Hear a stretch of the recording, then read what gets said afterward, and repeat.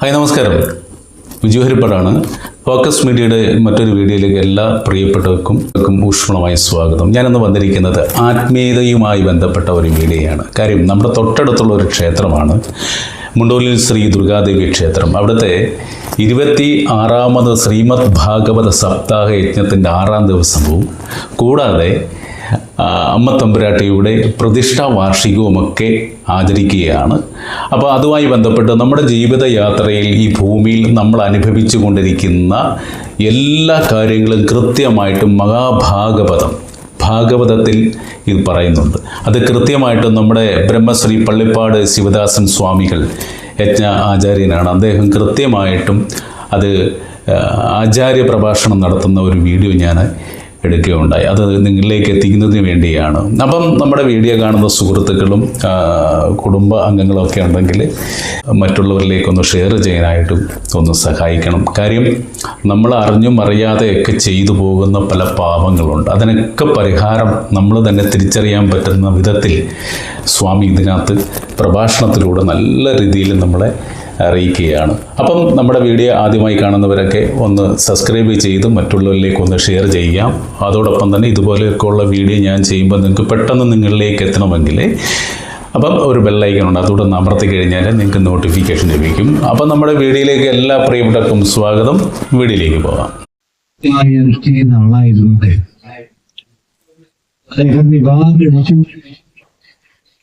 ഭാര്യയുടെ പേര് വീടുചെയ്യുന്നു.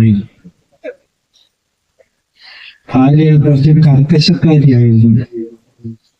ഭർത്താവിനോട് സംസാരിക്കുമ്പോൾ ഒരു ഒന്നുമില്ലാത്ത രീതിയിലാണ് വിളിയും പറച്ചിലും ഒക്കെ.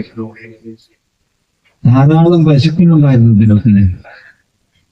കാലങ്ങൾ കഴിഞ്ഞിട്ടും അദ്ദേഹത്തിന് ഒരു സന്താനയോഗം ഉണ്ടായിരുന്നു. തന്നെയുമല്ല, തന്റെ വീട്ടിൽ വളർത്തുന്ന പശുക്കൾ കൂടി പ്രയോജനപ്പെടുത്തുന്നില്ല.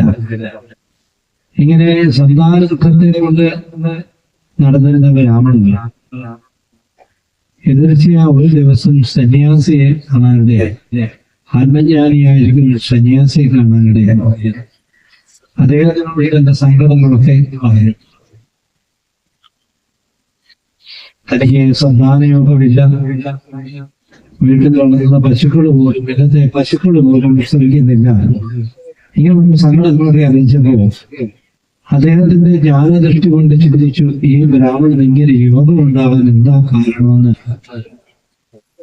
ജ്ഞാനദൃഷ്ടി കൊണ്ട് ചിന്തിച്ചപ്പോൾ ഇദ്ദേഹത്തിന് ഈ ജന്മമല്ല 7 ജന്മത്തേക്കും സന്താനയോഗം ഉണ്ടാകാനുള്ള യോഗമില്ല. അത് മനസ്സിലാക്കേണ്ട ആ ബ്രാഹ്മണ ശ്രേഷ്ഠനോട് സന്യാസി പറഞ്ഞു, ഒരു കാര്യം ചെയ്യുക, കിട്ടിയിരിക്കുന്ന ജന്മം ഏറ്റവും ശ്രേഷ്ഠമായിരിക്കുന്ന ഒരു ജന്മമാണ്. അതിനെ സാക്ഷാത്കരിക്കുക. മനുഷ്യജന്മത്തിന്റെ പ്രത്യേകത ഏതാണ്? അതുകൊണ്ട് അങ്ങനെ 7 ജന്മത്തേക്ക് സന്താന യോഗമില്ല എന്ന് പറഞ്ഞു. ഇത് പറഞ്ഞു കഴിഞ്ഞപ്പോൾ അദ്ദേഹത്തിന് സങ്കടമായി. സന്യാസിയോട് നിർബന്ധമായി സന്താനയോഗം വേണം എന്നൊരു നിർബന്ധം. ആ നിർബന്ധം കൊണ്ട് അദ്ദേഹത്തിന്റെ തപശക്തി കൊണ്ട് അന്തരീക്ഷത്തിൽ ഒരു മാമ്പഴം എടുത്ത് ഈ ബ്രാഹ്മണൻ എടുത്തിട്ട് പറഞ്ഞു, ഇത് അങ്ങ് കൊണ്ടുവന്ന് തന്റെ ധർമ്മപത്രിക്ക് കൊടുക്കണം, ഇത് കഴിച്ചിട്ട് വ്രതാനുഷ്ഠാനം അനുഷ്ഠിക്കണം, നാമജപം ഉണ്ടാകുന്ന അങ്ങനെ വരുമ്പോൾ ഒരു ഉത്തമ സന്താനത്തിന് ഇത് പറഞ്ഞു. കിട്ടിക്കഴിഞ്ഞപ്പോൾ സന്തോഷത്തോടു കൂടി ആത്മദേവൻ തുള്ളിച്ചാടി തന്റെ ഇടത്തേക്ക് വന്നു. ദൂരേച്ചെ വിളിച്ച് ദുർഗിനെ വിളിച്ച ഓടി വന്നു. ആ വിളി കേട്ടപ്പോഴേ ദുർഗിക്ക് സംശയം തോന്നി, എന്തോ കുഴപ്പമുണ്ടാക്കാൻ വരുമാണെന്ന് മനസ്സിലായി. പക്ഷെ എന്താ, ഞാൻ പോയ വഴിയില് ഒരു മഹാഭാഗ്യം ഉണ്ടായി. എന്തോന്ന് ഭാഗ്യം? ഒരു മഹാത്മാവിനെ കാണാനിടയായി. അദ്ദേഹത്തിനോട് നമ്മുടെ സങ്കടങ്ങളൊക്കെ പറഞ്ഞു. എന്തോന്നാണ് നമുക്ക് സങ്കടം? സന്താനയോഗമില്ലാത്ത സങ്കടം. എനിക്ക് അതിന് വിഷമമൊന്നുമില്ല. പക്ഷെ എങ്കിലും അദ്ദേഹം പറഞ്ഞനുസരിച്ച് ഒരു മാമ്പഴം അദ്ദേഹത്തിന്റെ കപശക്തി കൊണ്ട് തന്നിട്ടുണ്ട്. അത് നീ കഴിച്ചിട്ട് പ്രധാനുഷ്ഠാനത്തോടുകൂടി ഇരിക്കുമ്പോൾ ഉത്തമമായിരിക്കുന്ന സന്താനത്തിന് ജന്മം നൽകാൻ സാധിക്കും എന്ന് അദ്ദേഹം ചെയ്തിട്ടുണ്ട്. ഇത് കേട്ട് കഴിഞ്ഞപ്പോൾ ദുർബലിക്ക് അതിയായ വിഷമമുണ്ടായി, ദേഷ്യമുണ്ടായി. ഞാൻ ഈ മാമ്പഴം കഴിച്ചാല് ഗർഭാവസ്ഥ എനിക്ക് ഉണ്ടാകും. ഉണ്ടായി കഴിഞ്ഞാൽ എന്റെ ശരീരത്തിന്റെ ഘടനയൊന്ന് മാറും. പിന്നെ തന്നെയല്ല, പഴയതുപോലുള്ള ഭക്ഷണങ്ങളൊന്നും എനിക്ക് കഴിക്കാനൊക്കാതെ വരും. വ്രതമല്ലേ, ഇഷ്ടപ്പെട്ട ആഹാരങ്ങളൊക്കെ കഴിക്കാനൊക്കാതെ വരും. സമയത്തും കാലത്തും കുളി നടത്തണം. ഇതൊക്കെ എനിക്ക് ബുദ്ധിമുട്ടാണ്. തന്നെയുമല്ല, ഏതെങ്കിലും കാരണവശാൽ ഞാൻ മരണപ്പെട്ടു പോയാൽ ഭർത്താവിന്റെ സഹോദരി വന്ന് സ്വത്തുക്കളെല്ലാം അടിച്ചുകൊണ്ട് പോകും. ഇങ്ങനെയൊക്കെയുള്ള ആദി കടന്നുപോയി. അങ്ങനെ ഇരിക്കുമ്പോ ഈ ദുന്തിന് തന്റെ സഹോദരനെ ആളച്ചു കരുതി അവരോട് പറഞ്ഞു, ഇവിടുത്തെ അദ്ദേഹം പോയിട്ട് മാമ്പഴമായിട്ട് വന്നിട്ടുണ്ട്, ഇത് കഴിച്ച് വ്രതമനുഷ്ഠിച്ചാൽ ഉത്തമ സന്താനം ജനിക്കുമെന്നാണ് പറഞ്ഞിരിക്കുന്നത്. എനിക്കത് ബുദ്ധിമുട്ടാണ്, എന്താണ് ഒരു കോമഡി എന്ന് അനിയത്തിയോട് ചോദിച്ചപ്പോൾ അനിയത്തി പറഞ്ഞു, ഞാനിപ്പോ ഗർഭവതിയാണ്, നീ ഒരു കാര്യം ചെയ്യുക, മാമ്പഴം കഴിച്ചു എന്ന് ഭർത്താവിനോട് പറയുക, എരുത്തിൽ നിൽക്കുന്ന അത് പശുക്കൂട്ടിൽ നിൽക്കുന്ന പശുവിന് ഈ മാമ്പഴം കൊടുക്കുക. ഞാൻ പ്രസവിച്ച് കഴിയുമ്പോൾ കുഞ്ഞിനെ നിങ്ങൾക്ക് കൊണ്ട് തരാൻ, അതേവരെ നീ അഭിനയിക്കും, എങ്ങനെ ഗർഭാവസ്ഥയാണ് ഞാൻ അഭിനയിക്കുന്നത്. തന്റെ ഭർത്താവ് മദ്യപാനിയാണ്, അദ്ദേഹത്തിന് കുറച്ച് ധനം കൊടുത്താൽ മതി, ഏത് കാര്യത്തിന് സമ്മതമായിരിക്കും. അതനുസരിച്ച് അനിയന്റെ വീട്ടിൽ താമസമായി, ഇടയ്ക്കിടയ്ക്ക് വരും പോക്ക് അങ്ങനെയായി. അങ്ങനെ ഒരു ദിവസം രാത്രിയില് ഈ ദുന്തിക്ക് വിളിച്ചു, താന്ന് എഴുന്നേറ്റാണ്ട് പെട്ടെന്ന് എഴുന്നേറ്റ് പ്രസവത്തിന് എന്തെന്ന് ഞാൻ അറിഞ്ഞിട്ടില്ല, ഒരു ഉണ്ണിയെ കിട്ടിയിരിക്കുന്നു. ആത്മദേവൻ സന്തോഷം കൊണ്ട് തുള്ളിച്ചാണിയത്. ഈ സമയത്ത് ഇരുട്ടിലൊരു ശബ്ദം വിശ്വസ്ത പശു പ്രസവിച്ചു. ആ മാമ്പഴം കൊടുത്തില്ലേ, അതിന്റെ ഫലമാണ്. പശു പ്രസവിച്ച കുട്ടിയിൽ ഗോവിന്റെ കർമ്മത്തോടുകൂടിയാണ്, മനുഷ്യ ശരീരമാണ്, ഗോവിന്റെ ചെവി അതിലുണ്ടായത്. അപ്പൊ ഭാഗ്യം രണ്ടുവഴിക്കണ്ടേ ഉണ്ടായി. കുറച്ചു ദിവസം കഴിഞ്ഞപ്പോ ദുന്തിന് പറഞ്ഞു, ഈ ഉണ്ണിയെ കൂട്ടാൻ എനിക്ക് പറ്റുന്നില്ല, മറി കൂട്ടാൻ പറ്റുന്നില്ല. എന്റെ അനുജത്തി പ്രസവിച്ചു, അവിടെ കുഞ്ഞ് മരിച്ചു പോയിരിക്കുകയാണ്, അവിടെ ഇവിടെ വരുത്തിയാല് ഈ ഉണ്ണിയെ മുലയെ കൂട്ടി വളർത്താൻ സാധിക്കും, എന്തെങ്കിലും ഒക്കെ പാരദൂഷ്യം കൊടുത്താൽ മതി എന്ന് പറഞ്ഞ അനുസരിച്ച് അനിയത്തിയെ ആളയച്ചു വരുത്തി ഇവിടെ താമസമായി. ഈ ഉണ്ണി വളരാൻ തുടങ്ങി. പശുക്കൂട്ടിൽ നിന്ന് ജനിച്ച ഉണ്ണി വളർന്നു. ഗോവിന്റെ കർണത്തോടുകൂടി ജനിച്ചത് കൊണ്ട് ഗോകർണൻ എന്ന് പേരുണ്ട്. ദുന്തിനിയുടെ മകനായതുകൊണ്ട് ദുണ്ടുകാരി എന്ന് പേരുണ്ട്.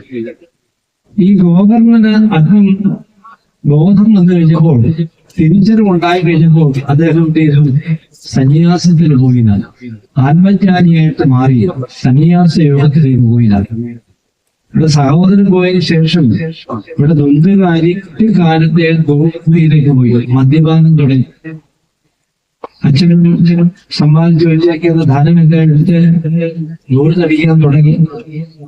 രക്ഷയില്ലാതെ അദ്ദേഹത്തിന്റെ 3 എടുത്തിട്ട് ഭണ്ഡാരപ്പെട്ടി തുടങ്ങാൻ തോന്നിവാസത്തിന് പ്രയോഗിക്കാൻ തുടങ്ങി. അവസാനം ഈ ബ്രാഹ്മണൻ ചിന്തിച്ചു, അന്ന് ഞാൻ സന്യാസി പറഞ്ഞതാണ്, സന്താനയോഗമില്ല, എന്റെ നിർബന്ധം കിട്ടിയതാണ്, പക്ഷെ ഇങ്ങനെ ഒരു ജന്മമായി പോയല്ലോ എന്ന് വിചാരിച്ച് അദ്ദേഹം വിഷമിച്ചിരിക്കുന്ന ജനത്തിന് ഉപദ്രവം തുടങ്ങി.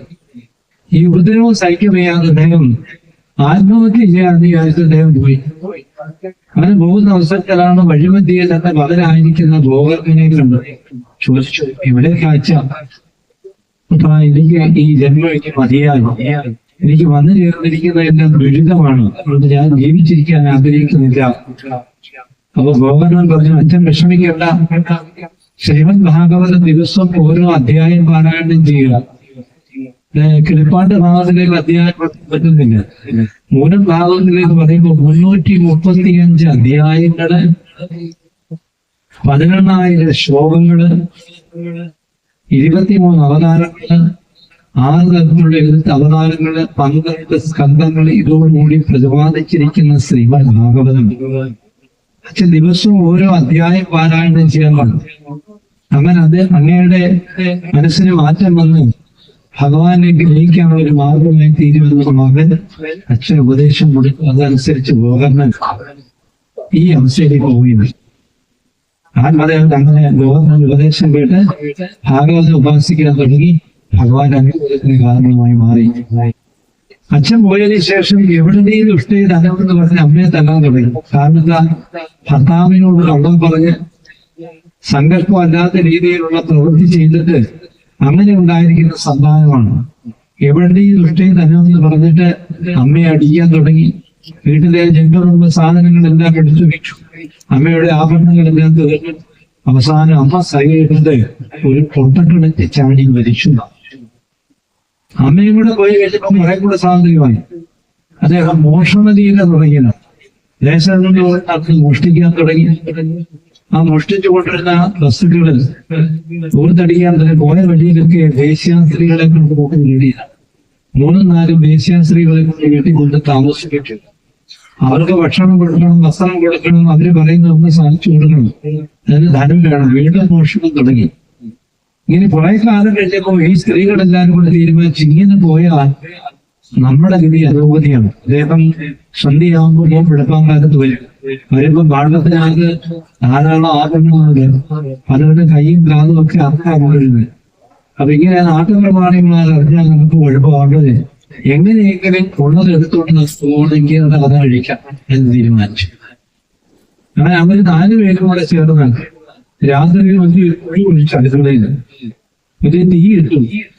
ഞങ്ങൾ നല്ല ഉറക്കത്തിനായി വിടുമ്പോൾ ഈ സമയത്ത് ചിറകെടുത്ത് തലകൾ അടിച്ചപ്പോൾ തല പൊട്ടി തനിയെ കിടന്നുപോയി. തീ കോരി വായിലേക്ക് ഇട്ടു.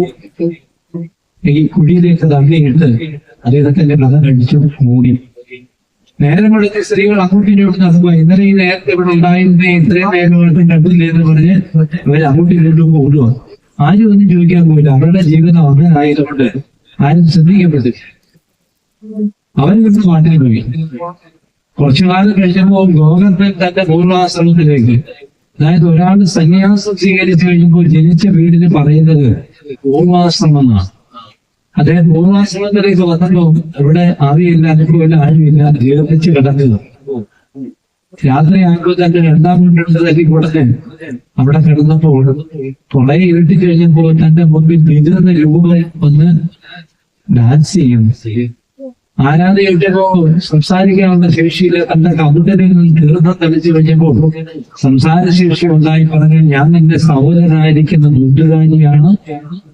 എന്റെ പ്രവൃത്തി പോലും എനിക്ക്